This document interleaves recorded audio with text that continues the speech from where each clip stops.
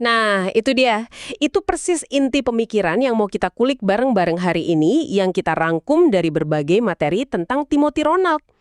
Menurutnya, sistem yang kita jalani sekarang ini bukan cuma nggak adil, tapi dia bahkan nyebutnya perbudakan modern. Wow, Dan sistem ini katanya lagi menuju sebuah krisis raksasa.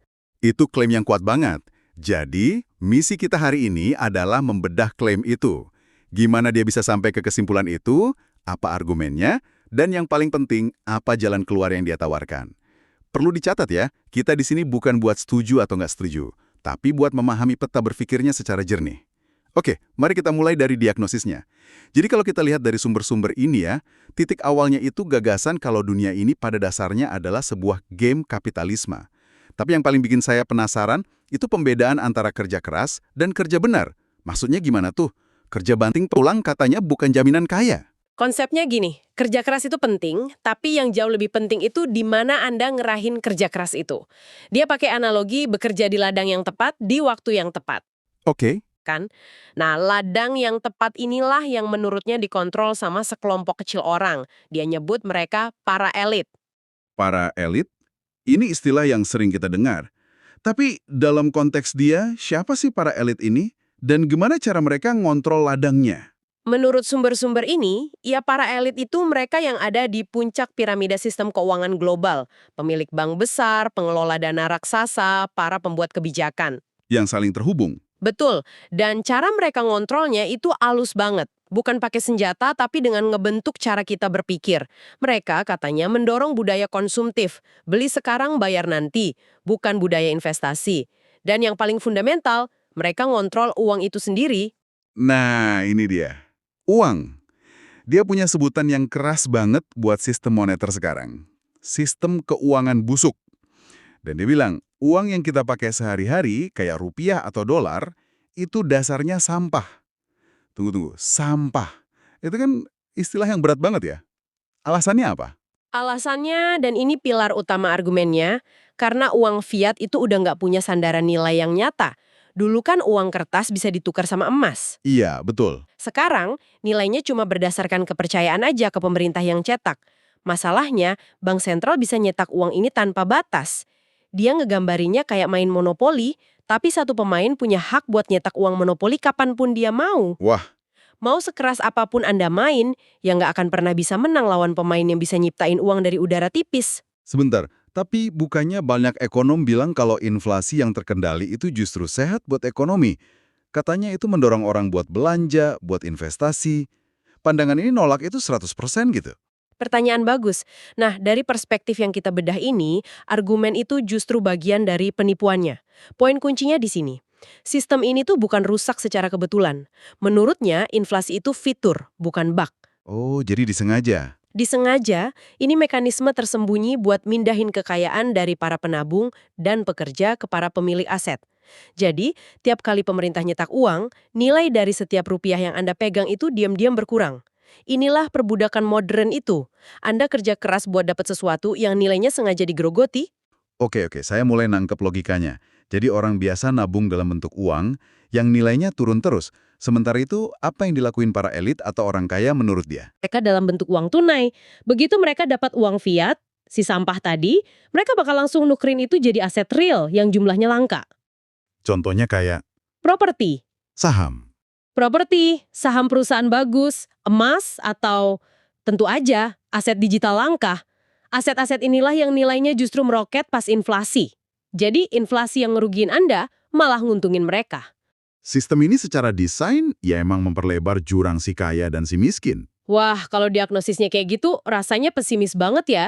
Sistemnya rusak dari akarnya. Kalau emang serusak itu, pasti ada konsekuensi besar dong yang nunggu. Dia bilang dunia sedang repak secara foundational. Maksudnya apa tuh? Maksudnya, retakannya itu bukan di permukaan lagi, tapi di fondasi paling dasar sistem ekonomi dan sosial kita.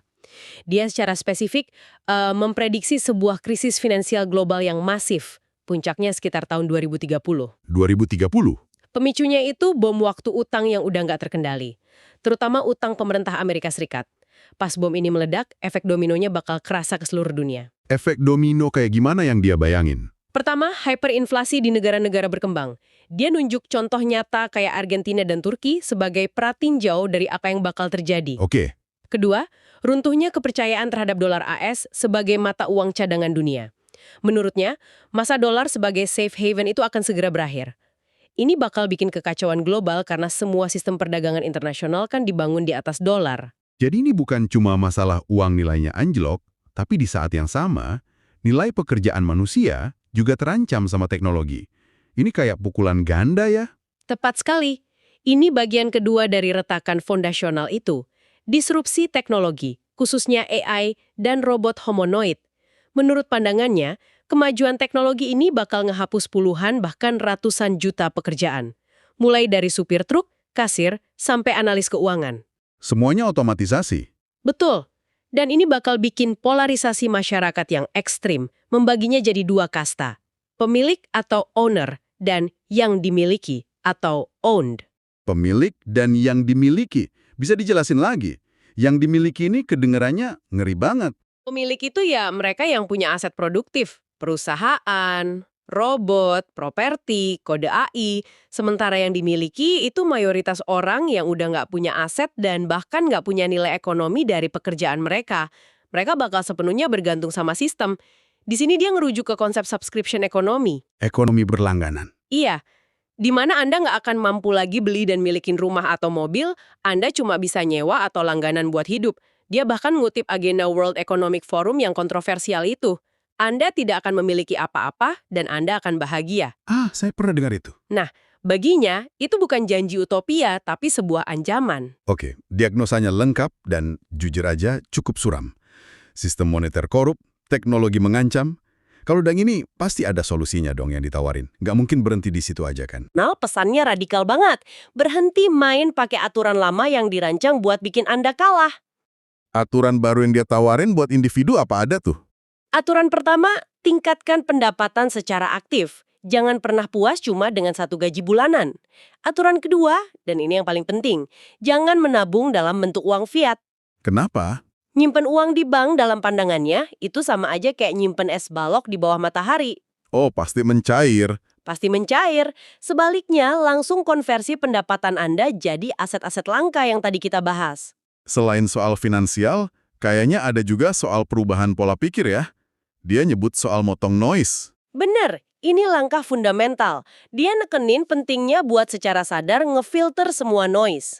Noise itu maksudnya? Propaganda media, drama politik, gosip selebriti, semua hal yang dirancang buat ngalihin perhatian Anda dari apa yang sebenarnya terjadi.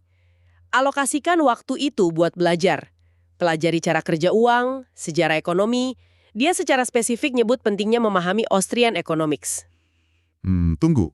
Austrian Economics. Bisa dijelasin dikit nggak buat pendengar yang mungkin baru dengar istilah itu? Tentu. Sederhananya, ini tuh mazhab pemikiran ekonomi yang sangat skeptis sama intervensi pemerintah dan bank sentral. Mereka percaya pasar yang benar-benar bebas, yang pakai uang yang kuat dan nilainya nggak bisa dimanipulasi, itu sistem yang paling adil. Oh, oke. Jadi dengan belajar itu, kita bisa lihat penipuannya lebih jelas gitu ya? Tepat sekali. Oke. Itu solusi di level personal. Sekarang gimana dengan solusi di level sistemik? Karena kalau masalahnya sistemik, solusi personal aja kayaknya nggak cukup. Nah, disinilah kita sampai ke jantung dari solusinya. Kartu trufnya, Bitcoin. Bagi dia, Bitcoin itu bukan sekedar aset spekulatif buat cari untung. Tapi, Itu adalah sebuah revolusi moneter damai. Itu adalah jalan keluar dari sistem yang busuk tadi. kenapa harus Bitcoin? Apa yang bikin dia begitu spesial dibanding aset lain kayak emas atau properti? Ada beberapa alasan kunci.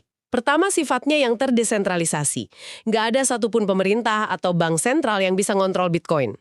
Aturannya dari kode matematika. Betul, bukan dari segelintir elit. Kedua, supply-nya yang tetap dan terbatas. Cuma akan pernah ada 21 juta koin. Titik. Ini bikin Bitcoin mustahil didevaluasi lewat pencetakan kayak uang fiat. Kerja keras Anda yang disimpan dalam Bitcoin, nilainya nggak bisa dicuri diam-diam sama inflasi. Dia pakai analogi yang kuat banget buat ini. Dia nyebut Bitcoin sebagai bahtera Nuh digital. Bahtera Nuh digital. Iya, yang bisa nyelamatin Anda dari badai finansial dan banjir hyperinflasi yang akan datang. Jadi ini bukan cuma soal jadi kaya, tapi soal mempertahankan hasil kerja keras Anda. Jadi visinya itu, tiap individu nyelamatin dirinya sendiri dengan naik ke bahtera Bitcoin, dan dengan gitu secara kolektif mereka ninggalin sistem lama sampai akhirnya runtuh sendiri. Tapi kayaknya ini bukan cuma soal nyelamatin diri ya, ada visi yang lebih besar lagi di baliknya. Tepat, tujuan akhirnya itu jauh melampaui keamanan finansial pribadi. Mimpinya adalah membebaskan satu generasi penuh dari perbudakan finansial. Dia ngebayangin dunia di masa depan di mana korupsi sistemik itu hampir mustahil. Bukan karena manusianya jadi lebih baik, tapi karena sistem uangnya itu sendiri udah sempurna, transparan, dan nggak bisa dimanipulasi. Dunia tanpa korupsi karena sistem uang yang sempurna. Ini udah kedengeran kayak utopia ya. Gimana langkah konkret ke sana? Nah, disinilah dia ngenalin gagasan yang paling futuristik dan mungkin paling kontroversial, konsep network state. Network state? Maksudnya gimana tuh? Kayak negara di internet gitu, apa itu realistis? Secara konsep ya, network state itu sebuah peradaban baru yang dimulainya secara online. Anggotanya itu komunitas global yang punya tujuan dan nilai yang sama, bangun ekonominya sendiri, dan pakai mata uangnya sendiri yang netral, yaitu Bitcoin. Jadi ini alternatif ya? Betul. Kalau Anda ngerasa sistem negara sekarang udah nggak bisa diperbaiki, Anda nggak perlu berontak secara fisik. Anda bisa keluar secara digital dengan gabung ke komunitas global yang punya aturan dan sistem ekonominya sendiri. Visi ini kedengarannya kayak fiksi ilmiah. Bangun peradaban baru dari nol.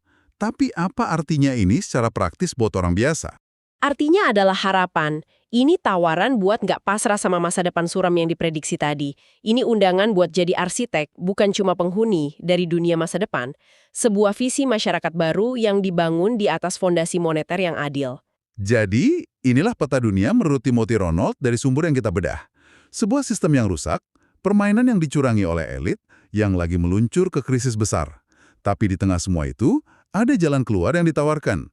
Sebuah bahtera penyelamat berupa Bitcoin untuk individu dan visi jangka panjang buat bangun peradaban baru lewat network state. Hampir semua asumsi kita soal uang, negara, dan masyarakat.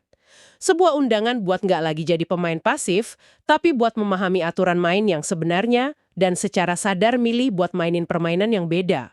Tepat sekali. Dan ini ninggalin kita semua dengan satu pertanyaan besar buat Anda renungkan yang ditarik langsung dari inti gagasannya. Di masa depan yang akan datang, dengan segala perubahan teknologi dan finansial yang terjadi, apakah Anda akan menjadi seorang pemilik atau Anda akan menjadi bagian dari yang dimiliki? Terima kasih telah mendengarkan podcast EI. Nantikan podcast EI selanjutnya.